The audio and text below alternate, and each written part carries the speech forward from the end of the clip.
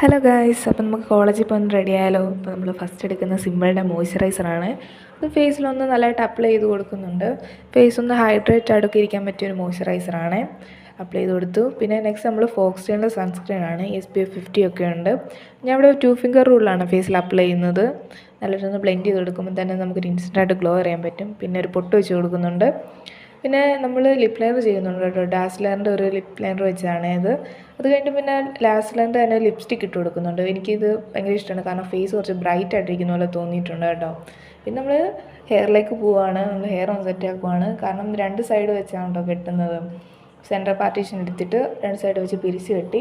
ഇനി നമ്മൾ പുട്ടപ്പനൊക്കെ സെറ്റ് ആക്കുവാണ്, കാരണം നേഴ്സിംഗ് പീരീഡിലുള്ളവർ റിലേറ്റ് ചെയ്യുന്നൊരു കാര്യമാണ് പുട്ടപ്പ്. അത് മസ്റ്റാണല്ലോ. അപ്പം പുട്ടപ്പൻ്റെ കാര്യങ്ങളൊക്കെ സെറ്റാക്കി ഹെയറിൽ പിന്നെ നമ്മൾ ചന്ദനം തൊട്ട് കൊടുക്കുന്നു കേട്ടോ. നാട്ടിൽ നിന്ന് വന്നപ്പോഴത്തേക്കിന് ചന്ദനം കൊണ്ടുവന്നിട്ടുണ്ടായിരുന്നു.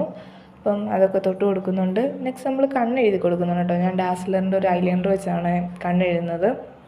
ഇപ്പം നമ്മൾ കണ്ണൊക്കെ എഴുതി പകുതി സെറ്റായിട്ടുണ്ട് കേട്ടോ. ഇനി നമുക്ക് വാച്ചിട്ട് കൊടുക്കാം. വാച്ചൊക്കെ കിട്ടുന്നുണ്ട്. അപ്പോൾ നമ്മുടെ ലുക്ക് ഓൾറെഡി കംപ്ലീറ്റ് ആയിട്ടുണ്ട്. അപ്പോൾ അത്രയൊക്കെ ഉള്ളൂ. ബൈ.